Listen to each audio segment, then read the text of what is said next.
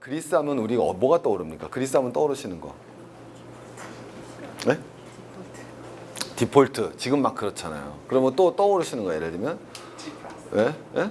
뭐 소크라테 철학이 떠오를 수도 있고 그 다음에 그리스 고대 뭐 아테네 문명이 떠오를 수도 있고 그잖아요. 스파르타가 떠오를 수도 있는데 얘네한테 그리스 철학하고 아테네 문명이 어떤 거냐면요. 야, 저 그것도 몰랐어요. 뭐냐면 우리로 치면 고조선 얘기더라고요. 근데 생각해보니까 당연한 거예요. 그래서 자랑스러워하지만 굉장히 자랑스러워하지만 그건 옛날이라는 거예요. 별로 관심이 생각보다 우리가 느꼈던 그런 느낌을 여기 그리스에 살다 오시거나 하시면 제가 혹시 틀린 말 하시면 끝나고 지적을 해주세요. 제가 받았던 느낌. 왜냐하면 제가 방송국하고 가니까 좋은 게 뭐냐면 개인적으로 여행을 가면 그냥 겉만 보고 오는 건데 방송국하고 가니까 인터뷰를 엄청 많이 할 수 있잖아요. 그래서 원하는 사람을 상상도 못하는 애들 만날 수 있는 거죠. 인도에 가서 IIT 교장을 만날 수가 있고 그 다음에 여기 니코스 카잔차스키 박물관을 갔더니 니코스 카잔차스키 박물관장을 만나잖아요. 그러니까 사실은 되게 깊게 얘기를 들어볼 수 있는 견해가 있는데 걔네들한테 그게 옛날이더라고요. 이건 옛날 얘기고 우리고. 그리고 가만히 생각해 보니까 맞거든요. 우리 그리스 고대 그리스 다음에 디폴트 나오잖아요. 그 전엔 뭐였을까요? 그리스가? 식민지. 그냥 2000년 동안 식민지 가는 거예요. 계속 식민지였던 나라. 그러니까 얘네들의 역사라는 게 우리가 생각하는 것 같은 그런 느낌은 아니라는 거죠. 그래서 아 그리스가 가서 두 가지 보고 놀란 게 제일 먼저 놀란 거는 일단 날씨가 그냥 원더풀하니까요. 그냥 미세먼지가 없어 일단. 에?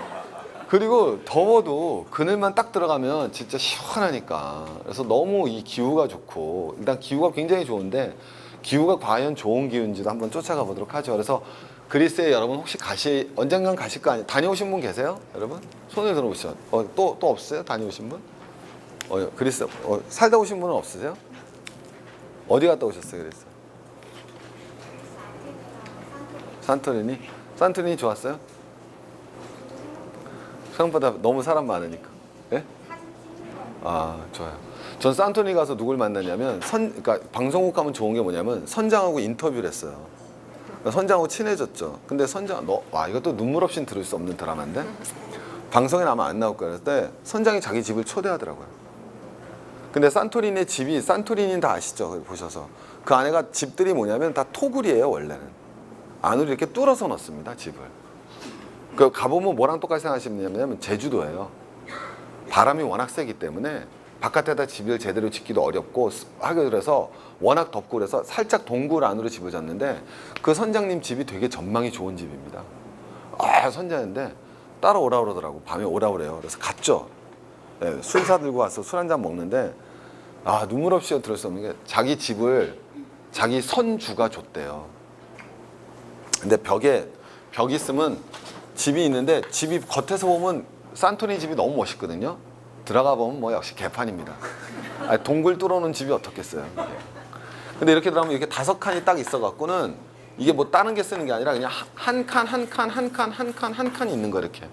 일로 여기 복도예요. 그냥 복도로 해서 이렇게도 들어가고 이렇게도 들어가고 이렇게도 들어가고 이렇게도 들어가는 거니까 이게 집의 효용성이 아주 떨어집니다. 근데 여러분 요 칸만 줬대요. 선주가. 그래서 가서 이거 칸인데 나이가 쉬운 한 몇 살 되셨는데 이상한 거예요. 여자 사진이 있는데 그 여자 사진이 20대인 거예요. 누구예요? 그랬더니 자기 3번째 부인이래요. 그래서 자기 3번째 부인인데 언제 만났냐 그랬더니 한 2, 3년 전에 만났대요. 그러니까 그 여자가 애가 있더라고요. 그래요. 그래서 술을 먹으니까 나중에 얘기를 하는데 어떻게 만났냐 그랬더니 또 눈물 없이 날 수 없는 여자가 길에 쓰러져 있더래요. 애가 옆에서 울고 있고. 그래서 자기가 부축을 해서 병원을 데리고 왔답니다.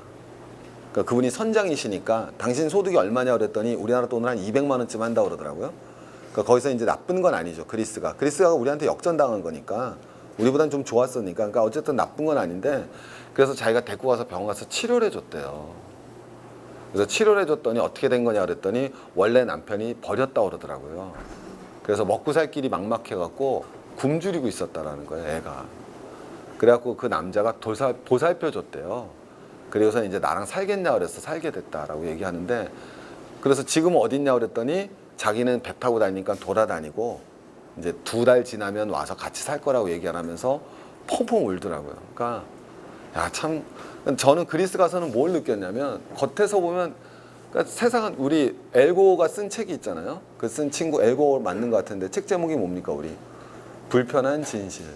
그러니까 알고 나면 다 불편한 거예요. 그리스도 그렇게 예쁘고 멋있고 그런데, 우리 서울도 그렇잖아요. 알고 나면 다 불편하듯이 그리스도 알고 나니까 너무 불편한 거예요. 아, 불편하구나 얘네들. 자, 우리 하여튼 한번 그리스 한번 가보도록 하겠습니다. 그리스 옷 입고 왔잖아요, 제가. 파르테논에 있는 6신전, 그러니까 6명의 여신들 해서 입고 왔습니다. 가서 사서 파르테논 신전이 있어요. 오늘도 파르테논 신전도 우리가, 저는 다시 한번 느끼지만 그냥 미리 갈게요. 저게 파르테논 신전을 그냥 미리 다 말씀드리면서, 저걸 누가 만들었느냐? 우리 그리스 민주주의의 최고 전성기 누가 이뤘다고 그럽니까? 여러분, 이 정도는 답할 수 있을 수도 있어요. 왜냐하면 고등학교 교과서에서 다 배운 거니까. 나도 기억하고 있으니까. 그리스의 민주정치의 전성기를 누가 이끌었다고 그러죠? 페리클레스, 그죠? 페리클레스가 만든 거예요, 저게. 근데 그냥 페리클레스가 만들었다고 그러면 끝나는 건데, 나중에 막 눈물 나더라고요, 여러분. 페리클레스가 저거 왜 만들었는지 아세요? 뒤에 우리 공부할 거 미리 나와 있는데 결론 미리 끝난 거예요. 페리클레스가 민주주의를 꽃피웠다고 그러잖아요. 그럼 그리스는 항상 그 귀족과 시민계급의 대립입니다. 귀족과 시민계급의 대립이잖아요. 우리 아까 제 그 강의 들으셨잖아요, 여러분. 그러면 계속 말씀드리지만, 귀족은 누구를 위한 정치를 내세울 리가 없다. 시민계급을 위한 그런 경제 공약이나 강령을 내세울 리가 없죠. 그러면 시민계급을 위한 강령은 결국 누가 내세우겠습니까? 시민계급을 내세우는 거예요. 페리클레스 때 민주주의가 꽃피었다고 그러지 않습니까? 그럼 가만히 생각해보면, 페리클레스 때 민주주의가 꽃피었다는 건 페리클레스 시절에 시민계급이 제일 강했다는 거죠. 제일 강했다는 얘기는 부도 많았겠지만 뭐도 많았겠습니까? 그 숫자가 많았겠죠. 그죠? 그리스 시민계급에 뭐가 많았겠습니까? 숫자가 많았겠지 않겠습니까? 그러면 페리클리스는 시민계급의 숫자를 줄이는 정책을 했겠습니까? 늘리는 정책을 했습니까? 늘리는 정책을 했겠죠. 그게 저거예요. 저게 루즈벨트의 테네시 강 댐이에요. 야, 알고 나니까 쓰러지겠더라고요. 그냥 위대한 건축물로 보는 게 아니라, 이해 가세요, 친구? 저게 루즈벨트의 테네시 강이에요. 루즈벨트가 테네시 강에다 뭐 쌌습니까? 댐 쌌잖아요. 왜 댐 쌌습니까? 중산층 만들려고 한 거잖아요. 유효 수요 창출하려고 했다고 그러지만, 유효 수요 창출은 누가 하는 겁니까? 중산층이 하잖아요. 중산층이 뭐가 제일 높으니까? 소비 성향이 제일 높으니까. 소득에서 소비 지출이 많아야지. 당시 공항이란 건 공급이 많고 수요가 적지 않습니까? 그럼 뭐를 창출해야 되겠습니까? 수요를 창출하자. 그럼 똑같은 돈을 갖다 누구한테 줘야 됩니까? 부자한테는 100원 줘봤자 10원밖에 소비 안 하는데, 중산층은 100원 주면 100원을 다 소비하니까 누굴 늘리자? 중산층을 늘리자. 중산층을 늘리려면 중산층한테 돈을 줘야 되는데 일자리는 없으니까 쓸데없더라도 테네시 강에다 댐 쌌자는 거지 않습니까?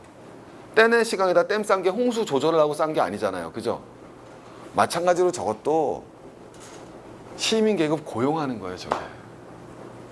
야, 기가 막히더라고요. 그러니까 막 쓰러지는 줄 알았어요, 알고 나니까. 그러고서 저걸 보니까 물론 아름답지만, 저게 도리아식이니 이오니아식이니, 들어봤는데 다 까먹었죠. 저도 도리아식이니 이오니아식이니가 중요한 게 아니라, 그거는 정말 그 뭐라 그러면 식사로 치면 그 조미료가 되는 거고, 그 자체가 멋있고 아름다운 게 메인 메뉴지만, 메인 메뉴를 갖다 우리가 알고 먹는 것과 틀리다는 게 다른 게 저게 저거더라고요. 야, 그래서 제가 다 그냥 순서 없이, 그러니까 두 가지를 다 아는 거죠. 저게 테네시 강이에요. 테네시 강에다 댐 싼 거예요, 루즈벨트가. 마찬가지로 페리클레스가 저기 와서, 왜? 이 당시에 다 항상 이 자유로운 발전이라는 건, 당연히 경제체제는, 무슨 경제체제가 되게 효율적입니까, 여러분? 우리 다 알면, 우리 무슨 경제체제에 살고 있어 계십니까? 시장경제체제가 효율적이거든요. 말하면 뭐예요? 시장경제체제가 되게 좋습니다, 여러분. 다 아시잖아요, 여러분. 오케이? 다만 시장경제체제에 맡겨놓으면 무슨 격차가 발생합니까? 네, 빈부격차가 발생하고 무슨 층이 줄어들 수밖에 없어요? 중산층이 줄어들 수밖에 없거든요. 그럼 중산층이 결국 줄어들면 시장 경제 체제가 효율적으로 작동합니까? 그러지 못합니까? 그러지 못하죠. 그걸 갖다가 우리는 우리만 알고 있다고 생각하는데 페리클레스도 똑같이 알고 있었던 거예요. 그래서 여러분 뭐가 되느냐? 그리스가 정복 전쟁을 해서 저때 전성기를 맞이하잖아요. 그럼 여러분 똑같거든. 로마도 그렇게 멸망하는 거거든요. 전복 전쟁하면서 식민지가 많아진단 말이에요. 그럼 부자들이 가난해집니까? 더 부유해집니까? 예, 그래서 빈부격차가 발생하면서 시민 계급들이 몰락을 해가거든요. 그래서 로마도 결국은 공화정을 유지 못하고 왕정으로 넘어가고 라티푼티움이라는 쉽게 표현하면 대농장이 형성되면서 결국 그 냉농장으로부터의 부패와 여러 가지 문제로 인해서 게르만 민병이 허약해진다라고 우리가 배웁니다. 이건 또 로마 때 한번 가보자고요. 근데 그리스도 그런 거예요. 근데 페리클레스는 그걸 아니까 저걸 지어서 사람들 와서 일 시키고 돈 주는 거예요. 그럼 시민계급이 여러분 돈 없으면 괜찮습니까? 나중에 몰락합니까? 헥토모로이라는 우리로 예속계급이 되는 거거든요. 그럼 예속계급이 되는 순간 그 사람들은 세금을 면세되죠. 노비는 세금을 안 내듯이. 하지만 노비가 세금을 안 내요. 근데 우리도 마찬가지로 조선시대도 똑같이 배우잖아요. 평민이 노비가 되지 않습니까? 그럼 무슨 문제가 발생합니까? 세금을 낼 사람이 없고, 두 번째 전쟁터에 나갈 사람이 없잖아요. 노비가 된다는 건 두 가지가 면제가 되는 거죠. 하나는 부역이 면제되고 하나는 군역이 면제되잖아요. 세금도 안 내도 되고 부역도 안 해도 되고 군역이 면제되니까. 똑같지 않습니까, 여러분? 야, 세계 역사 요번에 가본 베트남도 다 똑같아요. 베트남은 더 재밌어요, 여러분. 또 오시란 얘기죠. 자, 근데 더 재밌어요. 더 재밌어요, 진짜. 베트남 얘기 잠깐만 할게요. 뭐냐면 얘는 우리랑 역사가 완전히 똑같거든요. 그래서 내가 기절한 줄 알았어요. 어느 정도로 똑같냐면 얘네가 받아들인 유학이 우리랑 똑같이 성리학이에요. 왜냐하면 성리학은 중국은 그 주의가 1220년에 태어나거든요. 1120년에 태어나요. 12세기 사상이에요, 중국에는. 그래서 중국은 명나라가 되면 성리학 안 해요. 양명학하거든요. 근데 우리는 조선시대 때 무슨 학 했습니까? 양명학 안 하죠. 고증학도 안 해요. 우리는 성리학만 500년 주창 파잖아요. 베트남 애들이 그래요. 야, 신기하더라고요. 그 이유도 똑같아요. 둘 다 억불하면서 나와요. 불교를 억압하면서 나옵니다. 불교 억압하는 이유가 뭐였겠어요? 똑같아요. 뭐라고 써 있느냐? 다 부역을 피해 다 절로 가는 거예요. 평민들이 세금이 하도 많으니까 그 세금을 못 버티고 절에 가는 거예요, 얘네들이. 우리도 그러지 않았습니까? 절에 가면 뭐가 돼요? 절에 가서 스스로 절의 노비가 돼요. 자기 땅을 바치고. 왜? 그게 더 편하니까. 그럼 일단 국가에다 뺏기던 세금을 안 내죠. 대신 그걸 절에다 내면 되니까. 근데 절이 덜 내면 되니까. 거기다 뭐에 안 가요? 군대를 안 가지 않습니까? 그래서 여러분 고려 말에 승려들의 문제가 크게 되는 거잖아요. 그래서 이거 보고 머리 빡간 친구가 누구예요? 계속 도전하는 정도전. 그래서 뭘 써요, 여러분? 부처를 부처님이라고 안 하고 씨자를 붙이잖아요. 부처씨, 불씨. 쓸데없는 얘기나 구락 같다. 잡변. 불씨 잡변을 쓰지 않습니까? 그리고 이제는 승려가 되려면 국가의 시험과 허락을 받아. 그게 도첩제지 않습니까? 베트남이 똑같이 하더라고요. 똑같이. 야, 역사는 똑같구나. 다만 베트남 차이가 있는 게 50세 미만만 도첩제 실시해요. 우리랑 다르게. 50세 미만의 승려가 되려면은 국가의 시험을 봐라. 그러니까 세계 역사가 너무 유사한 거죠. 그래서 여러분 이것도 마찬가지로 페리클레스가 저걸 딱 지은 건 뭐냐면, 자, 그리스가 전성기예요. 전성기 거꾸로 식민지가 많고, 식민지가 많으니까 부의 독점 현상이 이루어지게 되고, 부의 독점 현상이 이루어지게 되니까 빈부격차가 발생하게 되고, 자꾸 시민 계급이 뭐가 되겠습니까? 갖고 예속 계급, 헥토모로이로 전락하니까 그리스의 민주정이 흔들리는 거예요. 왜 흔들립니까? 재정이 부족해지죠. 당장 뭘 거둘 수가 없으니까, 세금을 거둘 수 없으니까. 더 큰 문제는 뭡니까? 군인이 없잖아요. 군인이. 야, 이걸 어떡할 것이냐? 이거예요. 그래서 저걸 짓는 겁니다. 그리고 월급을 줍니다. 그럼 이 사람들이 돈 있으니까 어디로 안 떨어져요? 예속 계급으로 전락을 안 하죠. 그러니까 그리스가 시민 계급이 계속 있을 수가 있고 전성기를 맞이하는 거예요. 야, 저게 파르테논 신전이구나. 그냥 위대한 건축물만이 아니라 너무너무 제가 저거 보고서 야, 공부하면서 여행하는 게 이게 재밌구나라는 생각을 다시 한번 할 수밖에 없었습니다. 그 다음에 이제 역사죠. 왜? 저때 저거를 BC 500년 전에 만들었잖아요. 그러니까 2500년 전에 저렇게 멋있는 건물 만들고 나서 건물을 교회로 쓰고 그 다음에 모스크로 쓰고 뭐 그러는 거죠. 그죠? 그 다음에는 여러분 뭐가 돼요? 오스만공 화약고 사용해서 폭파되고 뭐 이런 거예요. 그래서 어이가 없는 역사를 갖는다라는 거를 우리가 금방 알 수 있죠. 그 다음에 여러분 뭐가 되겠어요? 지금은 유네스코 로고로 사용되는 게 바로 파르테논 신전이다. 그래서 고등학교 때 다 배우셨을 거예요. 가운데 두껍게 뭐 하는 기법을 썼다. 뭐 제가 그건 가리킬래 아니고요. 우리는 베을림 양식이라고 그러는데. 자, 이제 이 당시가 전성기가 돼야 되겠죠. 자, 우리 한번 가보겠습니다. 자, 1번, 2번 누구죠, 여러분? 얘가 플라톤이고 얘가 아리스토텔레스. 그러니까 여러분 우리가 계속 발전하는 거예요.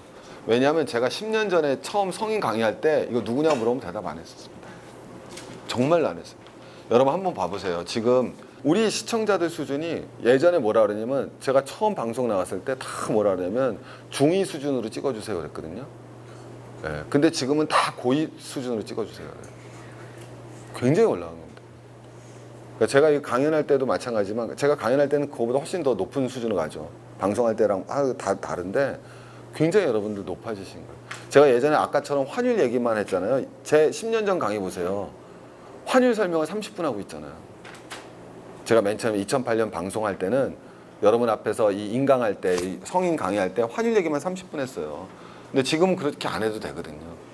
굉장히 높이 올라오신 겁니다, 여러분. 우리가 수준들이. 그래서 여러분, 얘가 플라톤인데 플라톤은 무슨 주의자다? 이상주의자라서 손이 어딜 향하고 있다? 하늘을 향하죠. 이데아라고 그러는 거니까. 아리스토텔레스는 얘는 무슨 주의자다? 현실주의자니까 손은 어딜 향하고 있고 땅을 향하고 있다. 이렇게 볼 수 있겠죠. 자, 그 다음에 이 사람의 얼굴이 레오나르도 다빈치 얼굴이래요.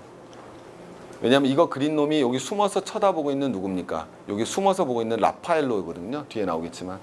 우리 르네상스 3대 화가가 누구죠, 여러분?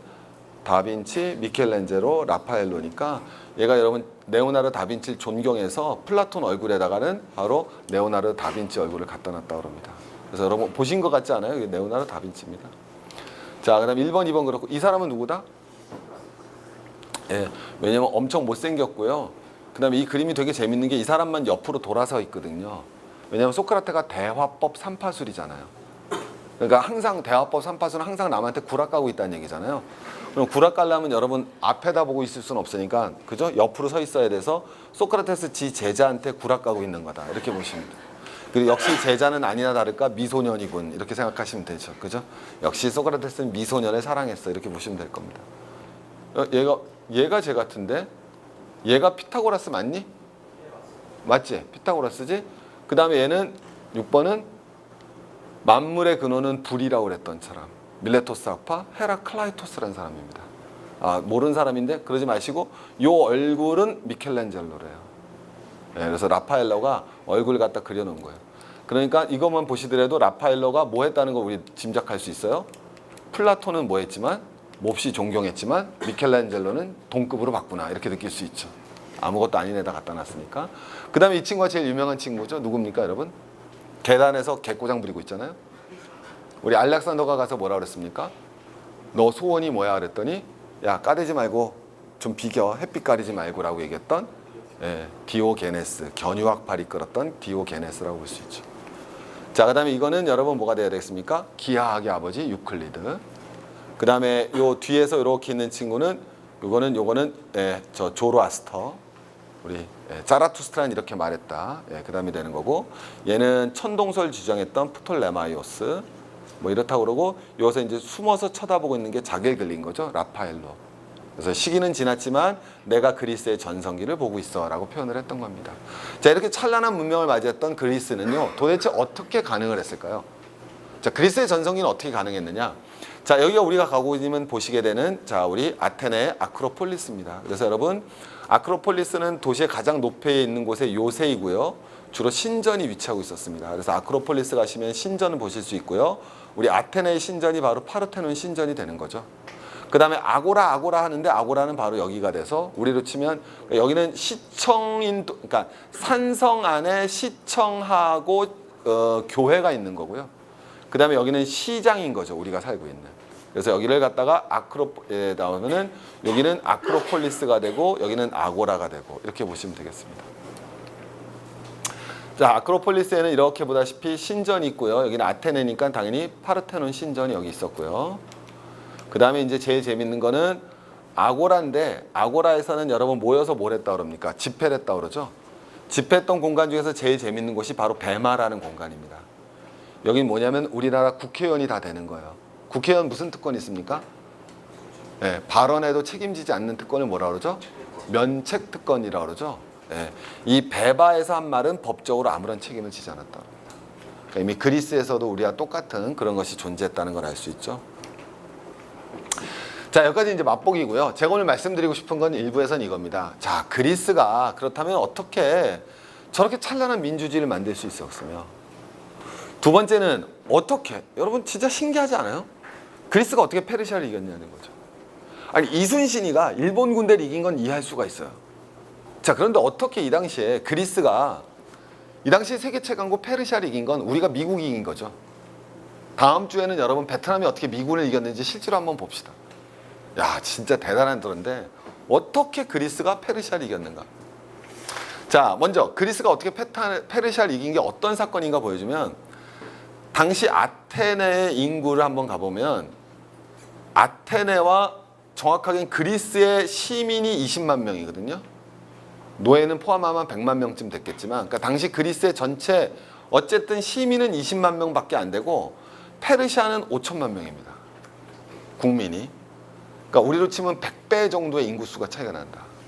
그러니까 우리하고 중국 차이 나는 것도 아니죠.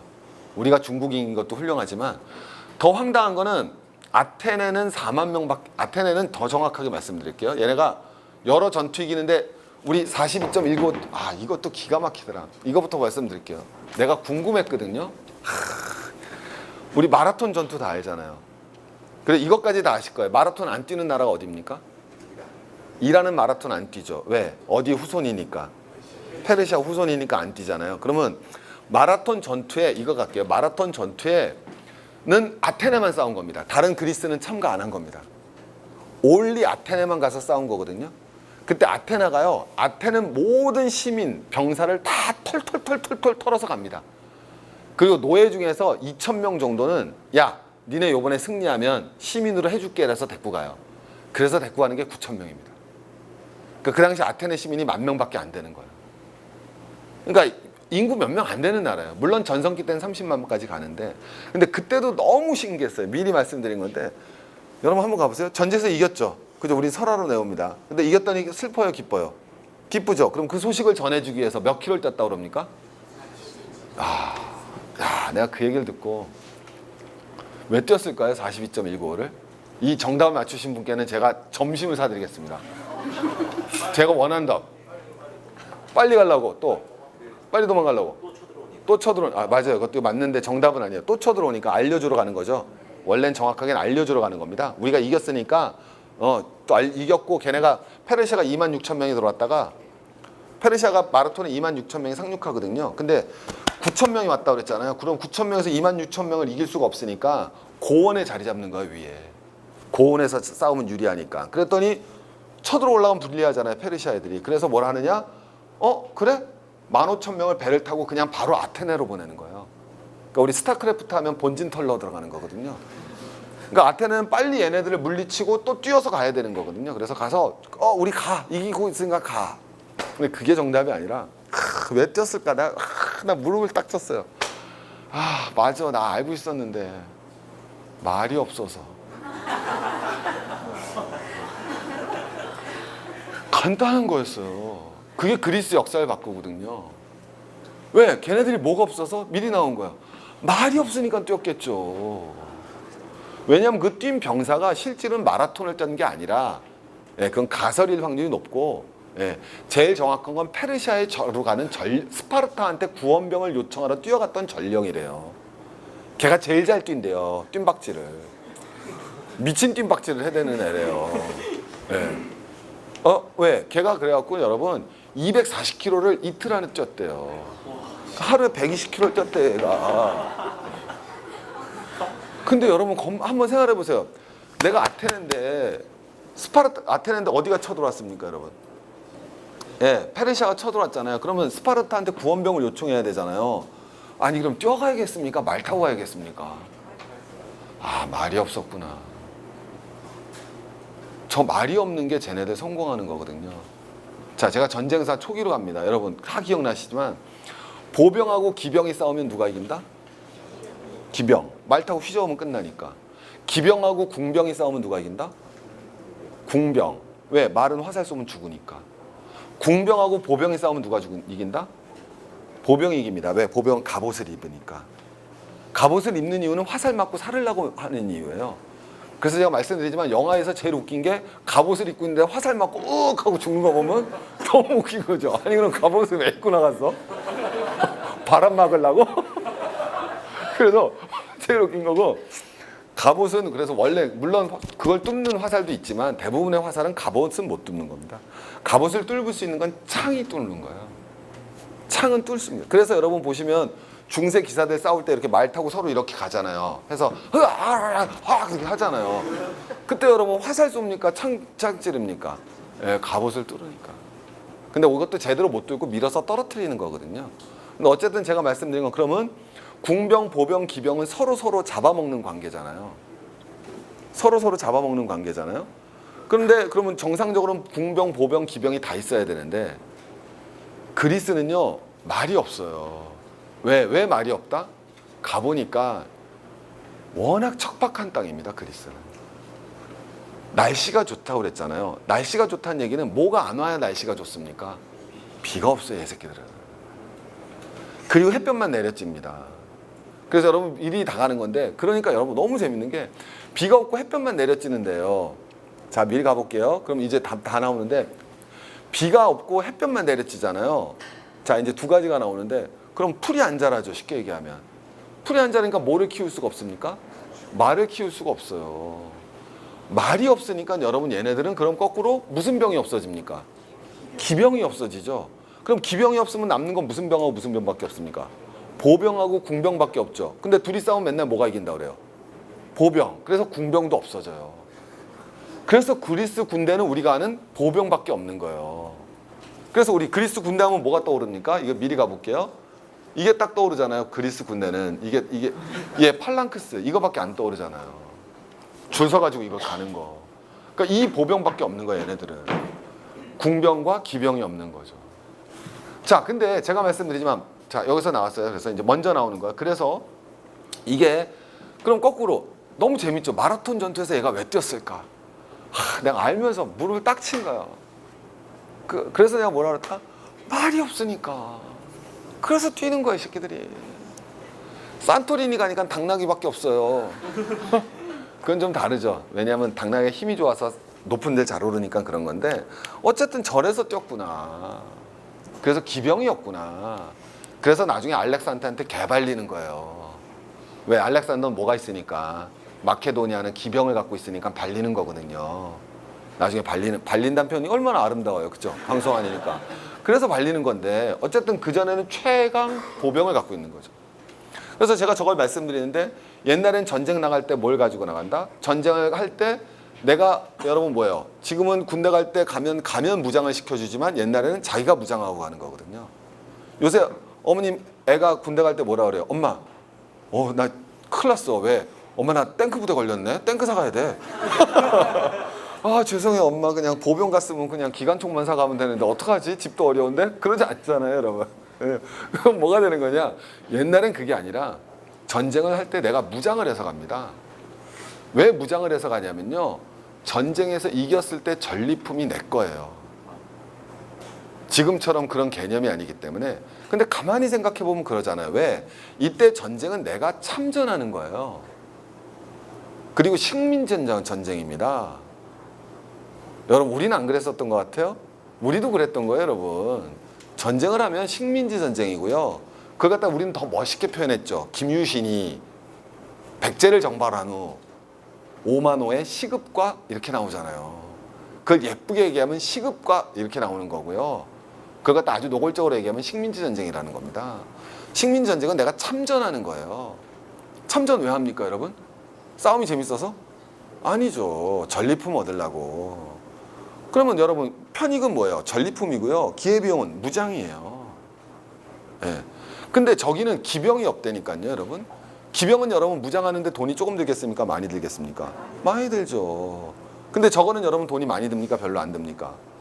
별로 안 들죠, 기병보다는. 그럼 여러분, 기병은 주로 누가 주력 부대가 됐겠어요? 귀죠. 그건 여러분 19세기까지 갑니다. 19세기까지도 기병, 여러분 머릿속에 유럽 기병하면 어떻게 떠오르세요? 금방 그 이미지 있잖아요. 귀족들이 탁 해서 기병대, 그럼 어때요 여러분? 벌써 느낌이 다르잖아요. 하다못해 경찰도 기병 경찰, 그럼 좀 더 있어 보이죠. 그거예요 여러분. 근데 저건 중갑보병이에요. 그럼 전투가 중갑보병으로 기울어지니까 누구의 발언권은 약화되고 누구의 발언권은 커지겠습니까? 예, 귀족의 발언권은 약화되고 시민의 발언권은 커지는 거죠. 너무 재밌잖아요. 왜 그리스에서 시민 계급의 발언권이 커졌다? 기후가 나빠서. 너무 재밌잖아요 여러분. 여러분 이걸 갖다 책으로 쓴 게 누구예요 여러분? 500페이지 책을 갖다 이걸 갖다가, 그게 제레미 다이아몬드잖아요. 그게 총균세잖아요 여러분. 어떤 민족적 특성이나 어떤 인종적 특성이 결정한 것이 아니라 인류 문명이란 건 결국 그들이 처한 환경과 그것을 극복하고자 하는 인간의 의지가 결정한 것이다 라고 얘기하고 싶은 게 제레미 다이아몬드잖아요. 그 중에서 더 중요한 건 말할 것도 없이 앞이다 라고 얘기한 거잖아요. 똑같더라고요 저기가. 두 번째, 계속 말씀드리지만 그래서 저건 팔랑크스 전투라고 그러잖아요. 저 시민 계급이 어떻게 강화되는지를 보셔야 되는 거죠. 자, 아까 제가 계속 연결됩니다. 저거는 전쟁할 때 제가 어떻게 한다? 이게 방패고 이게 창이면 이렇게 방패를 하고 창을 들고 이렇게 가는 거잖아요. 근데 이 당시는 철기예요, 청동기예요 여러분? 청동기거든요. 그래서 이 창이 방패를 못 뚫어요. 그죠? 사실 제대로 방패를 뚫을 수가 없을 거 아니에요. 방패는 또 왜 갖고 있습니까? 이제 다 갑옷은 왜 입는다? 화살 막으려고 입은 거예요. 그럼 방패는 왜 들어요? 이제 다 이해되셨죠? 예, 예. 화살은, 갑옷은 화살 다 막아요. 뭘 못 막는다 그랬습니까? 창. 그래서 방패 드는 거예요. 창이나 도끼 막으려고. 전쟁할 때 우리는 사실 그것도 잘 모르고 있었던 거죠. 싸우는 거 보면 멋있지만 다 이유가 있어요. 그럼 더 웃긴 건 뭔지 알아요? 상대방이 창을 안 들었는데 방패 들고 나가요. 골 때리는 거예요 이거. 나 이거 뭐 웃겨갖고는 상대방이 창도 안 들고 도끼도 없는데 방패 있다고 저저 와 미친놈이죠. 자, 창을 들었잖아요. 근데 이 당시엔 창이 당연히 방패를 못 들어요. 특히 청동창이라 더 못 뚫습니다. 그럼 제가 말씀드리지만 이 팔랑크스 전투라는 건 줄을 쫙 이렇게 섰잖아요. 그래 가서 툭, 저 전투는 어느 계절에 못했을까요 쟤네들이? 여름에 못해요. 더워서 못해요. 가무시 30kg잖아요. 저 땡볕에, 물론 저 사람들이 인도 갔다 왔으면 우리 괜찮구나 했을 거예요. 근데 인도를 안 갔다 왔기 때문에 무척 더운 줄 착각하는 거죠. 그래갖고 여러분 하니까 이걸 못 한다고요. 그래서 봄, 가을에만 싸우는 거예요 얘네들이. 근데 1시간 이상 또 못 싸워요. 더워서. 그러면 1시간 동안 못 싸우는데 가서 이렇게 해서 툭툭 치면, 제가 말씀드렸지만 훈련을 받는 건 하나밖에 안 받는다. 칠 때 사람이 본능이 있으니까 이쪽은 내가 가렸잖아요. 이쪽이 내가 뚫렸잖아요. 이걸 내 옆에 친구가 가려주는 거거든요. 이렇게 옆을 가려주잖아요. 그래서 내 오른쪽은 내 친구가 가려준 거예요. 내 친구가 가려주는 거예요. 오케이? 예. 그래서 친구가 여긴 다 오른손잡이밖에 안 살아요. 이 나라는. 그리스 전 시민은 다 오른손잡이에요. 남자는. 왼손잡이는 있을 수가 없어요. 도태되는 거예요. 그거는 무조건. 예. 그래서 서양에서, 그리스에서 왼손 없는 거예요. 왼손잡이가. 있으면 남들 다 이러고 있는데 어이씨 난 이럴래. 정신. 왼손잡이가 없어요. 그래서 이렇게 하는 건데, 이게 가는 건데 맞는 거지만 이렇게 내 반을 의지하고 있잖아. 내 건 이렇게 의지하잖아요. 근데 1시간 내내 계속 치다 보면 사람이 자기 본성이 지치고 본성이 살아나니까 자기 쪽으로 점점 땡겨오는 거예요 이게. 그럼 내 친구 옆이 벼요 안 벼요? 네, 그래서 걔가 죽으면서 쫙 밀리는 거예요. 그래서 사상자가 100명씩 나는 게 아니라 1대 빵 나는, 100명 대 빵명 이렇게 나는 거예요. 이해 가시겠죠? 그래서 왼쪽이 제일 약한 거예요 이게. 왼쪽이 뚫리면 끝나는 거고 오른쪽이 제일 센. 그래서 이해 가시겠죠 여러분? 그럼 이걸 갖다 끝까지, 그래서 끝까지 이걸 갖다 제일 자기 쪽으로 안 땡긴 애들이 어디겠어요? 그게 스파르타예요.